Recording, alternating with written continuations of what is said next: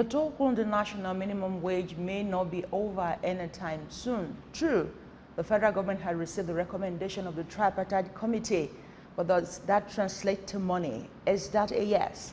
And is the labor union, are they willing to just fold their hands and watch? And what's more, it's the demand commensurate with productivity in terms of what is obtainable in Nigeria today.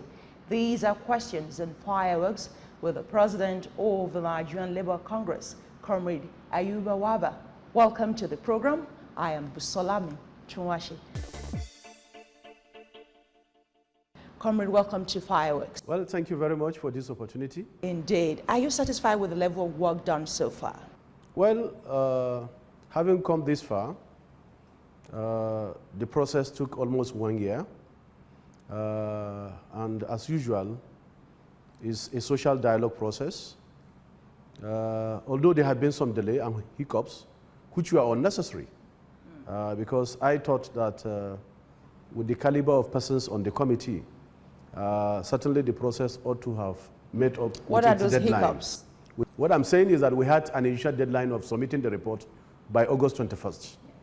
The hiccup arises because of the fact that there have been a lot of interest from different groups, particularly on the issue of the figure to be submitted.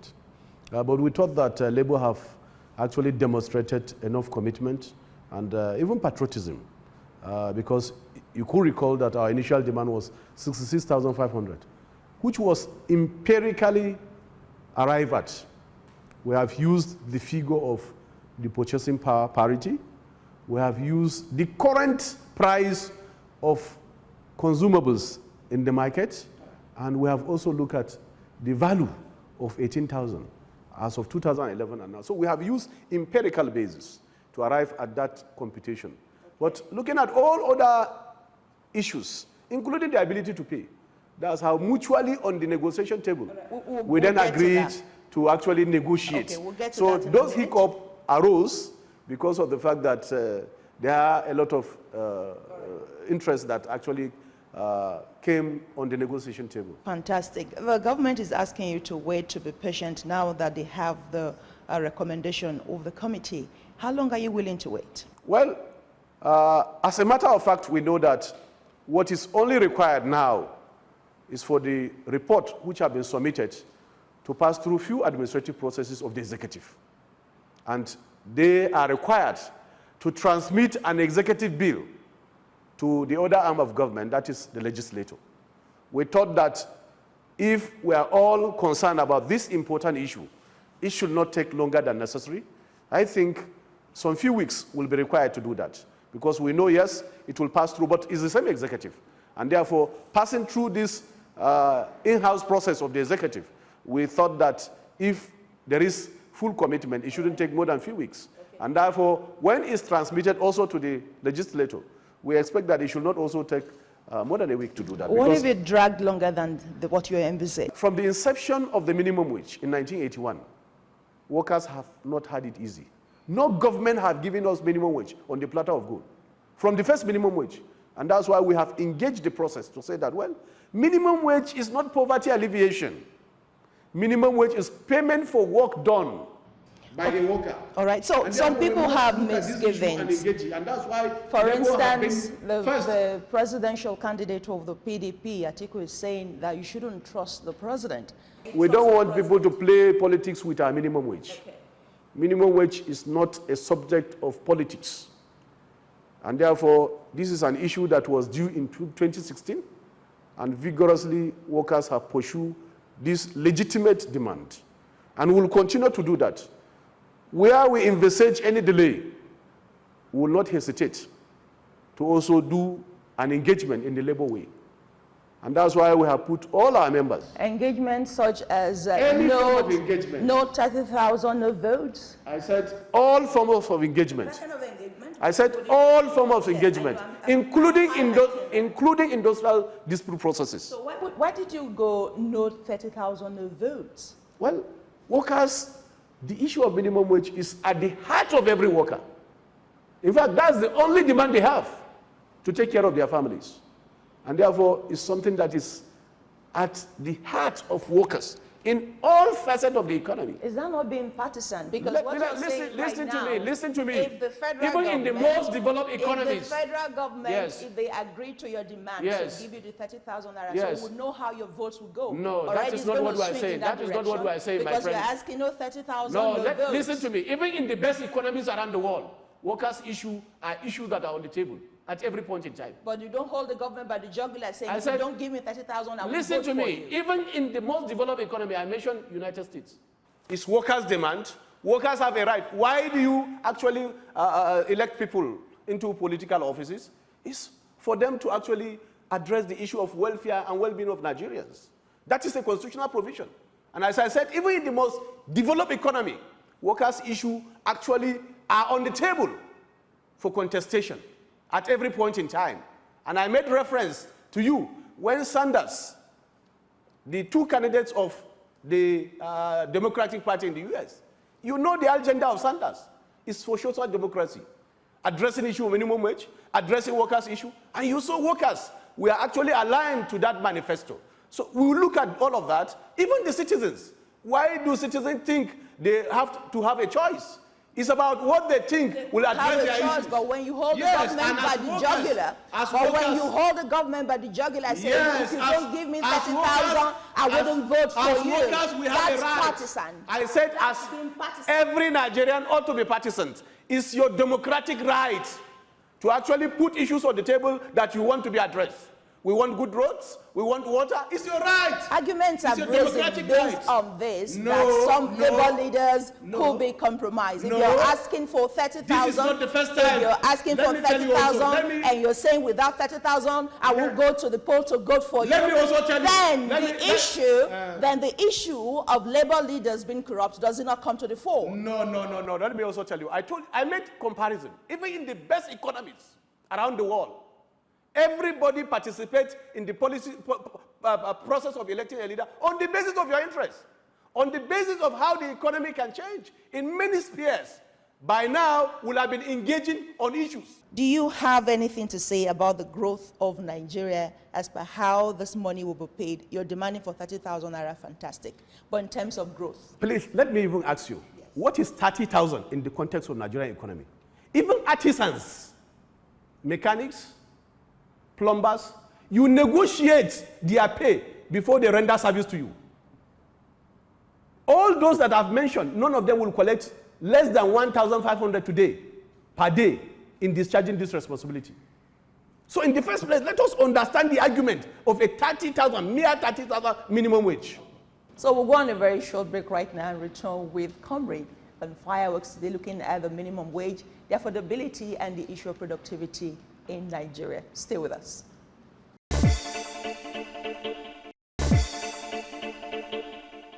Welcome back to Fireworks. We still have with us Comrade Ayuba. We're talking about the national minimum wage and how the government is able to afford it or not, and the issue of productivity. Comrade, let's go back to the question on corruption, the allegation of corruption, that if you can hold government by the jugular asking for 30,000 and no vote, does that underscore the allegation leveled against you earlier? Some ranks some people in your ranks on the issue of corruption. We know you responded to say that is not the case, but does this underscore it? Well, first, let me try to put the issue into context. Corruption is a systemic challenge in Nigeria. There is no particular section of Nigerian community that is actually isolated. That is a fact that we must agree. It's a systemic, within the rank and file of the media, there is corruption. In every of our system, it's well established, it's a systemic problem. And therefore, no particular institution is isolated from that. But that does not also make the point that an institution is corrupt. That is false. Because I made this point because it's well documented. Every system we have cases of corruption that have been reported and have been investigated. That's a fact. And I want to tell you clearly, I'm not aware, within the rank or file of NLC, anybody that has been corrupt and charged and also prosecuted is false. I'm not saying there is no corruption. Even in public service, there is. Do you have a chapter? I said there is. So let us treat the issue as a holistic issue, not to just maybe isolate one institution, just say media, you are corrupt. No, there are still good people within the media that are doing their job. Same with labor. You have people that are upright, doing the right thing, and also they are fighting against corruption. Have as an institution, I reminded you, as an institution, I heard you. Organized labor had 3 national rallies to canvass Nigerians to rally round to fight corruption. Everybody celebrated that, to fight corruption and for good governance. If as an institution we have prioritized that, I think we need to be recognized. We need to be celebrated instead of looking at isolated cases, because in every system, even in government, the cases might be isolated. The cases might be isolated, yes, but we have to look at them. You have I agree with you. I agree with you. You have a chapter in Ekiti, don't you? I said I agree with you. Do you have a chapter? You cannot use an isolated case. No.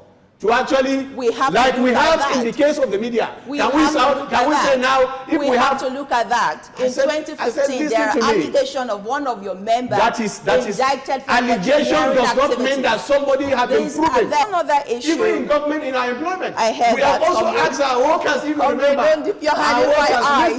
Listen. Well, I get that. Give me a time. I said, we have also demonstrating our commitment to fighting corruption. We have reported many cases. Ask ICPC, they will tell you, and EFCC. We reported officially. When workers report to us, I have a file.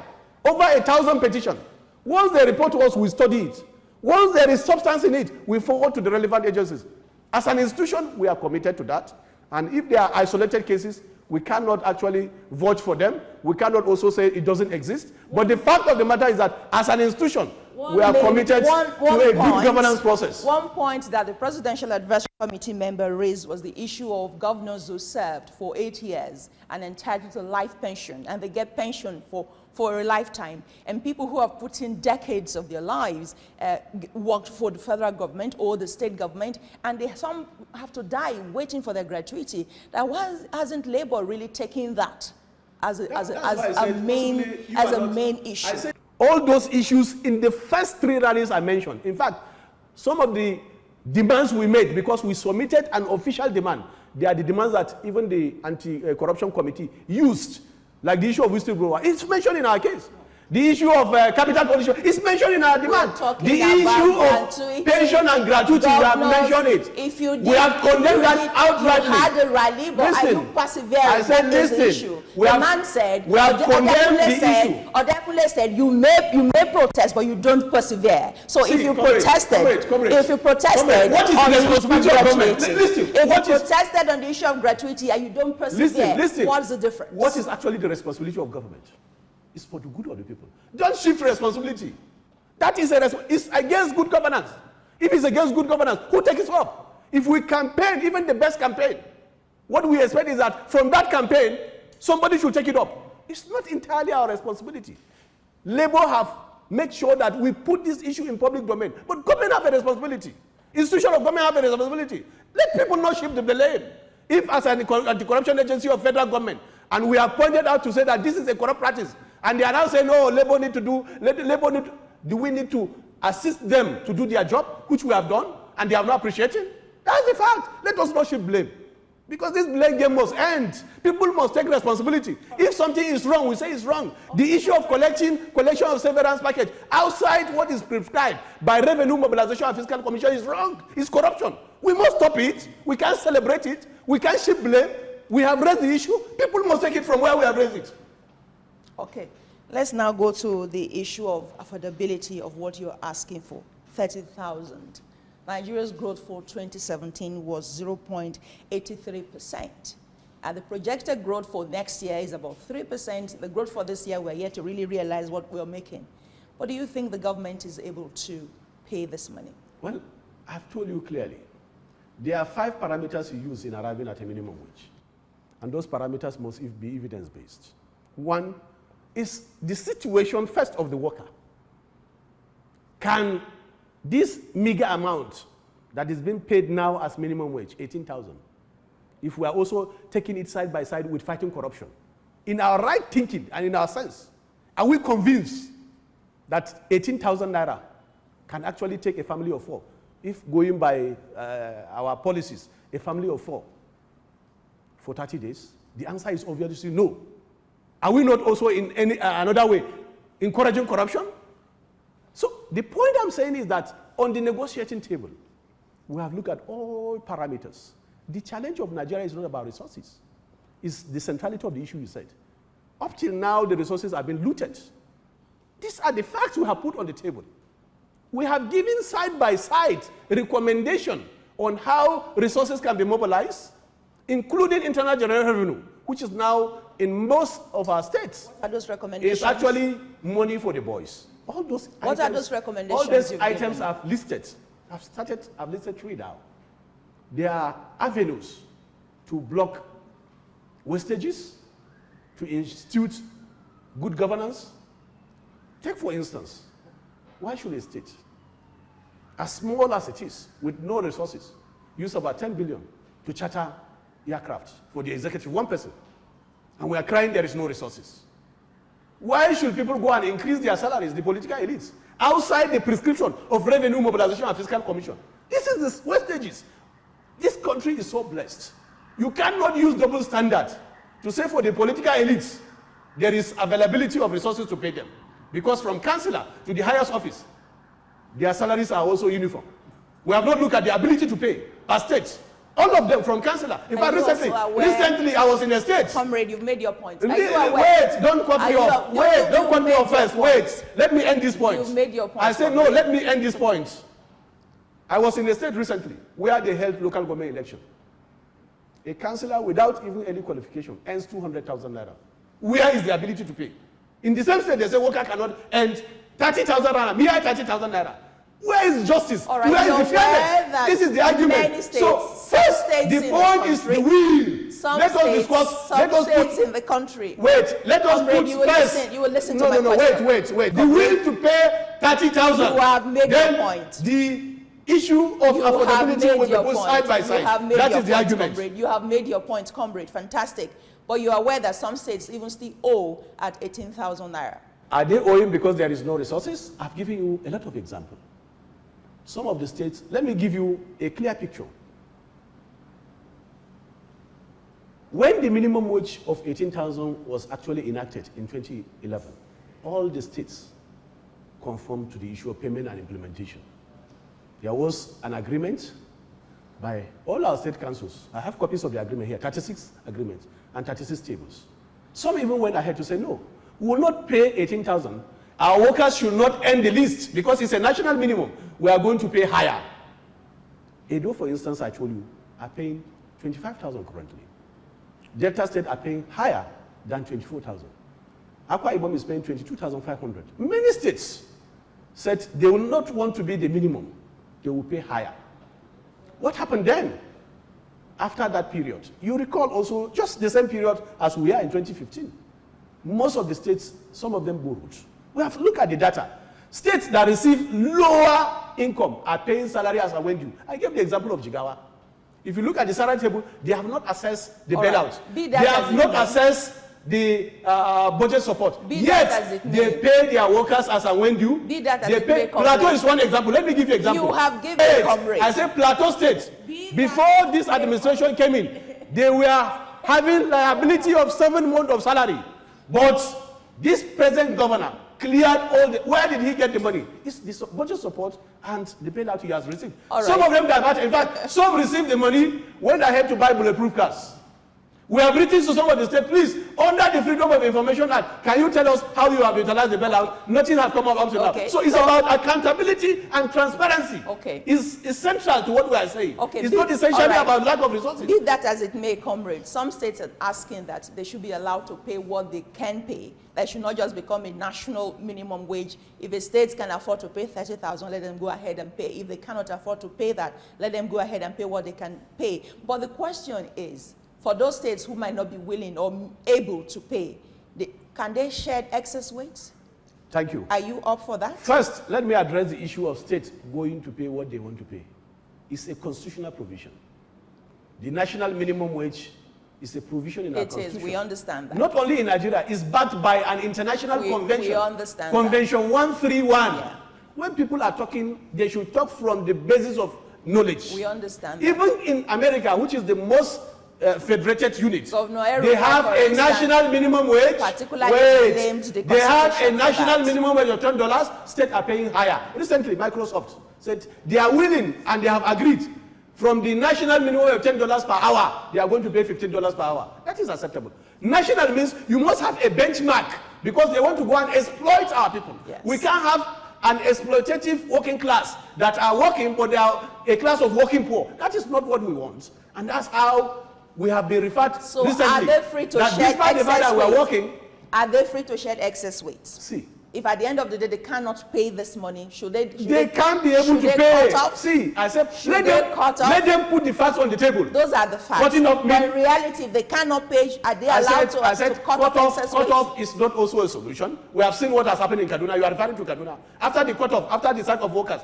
haven't you seen the insecurity there? Can you travel to Kaduna by road now? We have seen so. We have predicted it. That where there is no social justice, where there is no social justice, the consequence will be that no, it has subsided, not the kind of kidnap. No, that is wrong. That is wrong. I'm not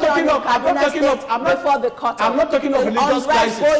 I'm not talking of religious. Let me put the point to you. I'm not talking of religious crisis. I'm talking of the issue of kidnap. I said no. I'm referring to no, not as now. The Kaduna Abuja road used to be one of the safest. There have been cases of I said the Kaduna Abuja road. Don't forget, I am born and brought up in Kaduna, so I should be able to give you a perspective. We understand that. So you even the issue of religious crisis you mentioned have subsided. Before the I said before now, even the issue of the religious crisis have subsided. There are new security challenges that have arose. The issue of kidnapping, castle rustling was not known or is at the barest minimum. Now, those issues are emerging. Where there is no peace and stability, clearly speaking, there will be no development. And therefore, we must put all of these issues into context when we are arguing. We shouldn't argue in one direction, just one straightforward direction. No, there are many options on the table. So let's look at the options. Put the options on the table. If you don't have the ability to pay, let us look at the facts. Comrade. The first point is the will. If we have the will, there will be the way. Okay. Let us agree first that, yes, this is something that Nigerian workers deserve. If all of us agree, then that is the first step. But not to say, no, Nigerian workers are not productive, Nigerian workers don't deserve 30,000. What is 30,000 in the current economy? That is the argument. So let us not argue in one direction or support the argument of our political elites. Why is it that governors, councillors are receiving the same pay? Why have you not asked them, what of your ability to pay? How many percent are they? Have you asked that question? Why are you asking workers? Have you asked them to reduce their aids, reduce their convoy, make use of the security vote and put into budget? Have you asked of that? Why must workers continue to be the receiving end? Why are we not so fair to Nigerian workers? Comrade, that's the issue. Let's talk about what I think you don't want to talk about, the issue of productivity. Are you productive enough? Thank you very much. Let me ask you, do you know the factors that enhance productivity? Job satisfaction is one of them. Working environment and working tool is one of them. A lot of factors, including the pay you are talking about. What is the pay in those countries? In Finland, in a class of 30 people, they have 4 teachers. In Nigeria, even to have 1 teacher per classroom is a problem. Let's compare apple to apple. Let's compare mango to mango. Don't go elsewhere and pick one variable and begin to compare with what we have. I'm a health professional. In some of the hospitals we have, those professionals use their ingenuity to actually work on patients, because some of those facilities are not there. And therefore, if you want to measure productivity, let all issues be equal. That what the worker requires to work and be productive, let it be there and measure his productivity. Nigerians have gone elsewhere around the world, and they are making waves. No Nigerian professional is lazy. No Nigerian worker is lazy. You go to an office, there is no light. There is no working tool. I think this particular analysis is faulty. We must put all issues on the table to argue the issue of productivity. Let us not look one-sided. Yes, that's why I'm saying all factors need to be equal for you to measure the productivity worker. Let me tell you, workers, look at workers generally. Look at the armed forces, the police. Despite the challenge, they are doing their best. How can we say they are not productive? I think this should be the analysis. This should be the focus. The condition of service have been used to enhance the productivity of workers. Rewards have been there. Okay. Sanctions must be there. All right. Let's talk about the Labour Party. How do you feel the party not being able to field candidates this time around? First, let me tell you that the Labour Party is distinct from all political parties. It is a party that was formed by the trade unions, the market women, the student union, the university intellectuals, and some masses of Nigeria. It's a party with a clear ideological perspective. And therefore, we want a situation where that will be understood. It's not like any other party. It's not just like a moving vehicle. Anybody can jump in and jump out, and then move out anytime. We are tired of giving people this platform. They use it. At the end of the day, they dump the party. That is not what we want. Okay, it's better we build a party that can be able to address the concern and give an opportunity to workers. The leadership tussle between that is there. It's also part of the issue of political elites trying to actually take over the leadership of the party. We have remained focused to say our focus for now. Focus when the party is factionalized. Certainly, that is a process of making sure that the party is strengthened. Is there any party in Nigeria today that is not fractionalized or have not been fractionalized? What are you talking about? No, it's a process of building our democracy. You like to pride yourself as comrades. It's a party so that is trying to do. No, it is the political elites. So everybody now is looking for the soul of the party. I will say, wait, we are not going to give you your platform. No worker will support you if the party is not returned to us. And therefore, that is where we are. It should be understood. So the bone of contention is you want to demand the ownership of the party. Not ownership. NLC does not run the party. The party has its own structure. So what do you mean but by we are institutional members? What do you mean by the party? It should be returned to the people, not the way somebody will just arise and say he's A or B on his own because he has resources. No, it's not about resources. It's about the ideology and philosophy of the party. Intellectuals from the university, in fact, you remember the role of Esco Toyo, an intellectual of distinction, who actually drove the process and said workers should have a Labour Party.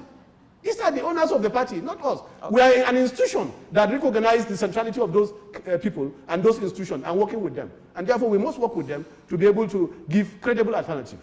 That is where we are. And therefore, in terms of leaning and understanding the working of the party, we have been doing that. Okay. And therefore, our thought and also going forward is to have a very credible platform that Nigerians will be happy with. Not people that are of questionable character coming to say they are flying the flag of Labour Party. And then you ask us, why are you, if you said it's a party of distinction with credibility, why are you filing such people? You will ask us that same question. Okay. And therefore, we don't want to go into that quagmire and mistake any longer. Okay, we must thank you for coming on. Well, thank you very much for this opportunity. Continue to ensure that the true information is given to the people, and the people should be able to be well informed. Let us not bend the truth. If we bend the truth, it will affect all of us. Let us bend it. Let us not bend the truth. Let us say the truth, and everything will be well with Nigeria. So I appreciate your commitment and this opportunity. We thank you. And that is our show for today, and Fireworks on the issue of minimum wage and matters arising. We thank you for watching. I am Busola Mitunwashi. Keep a date with us next time.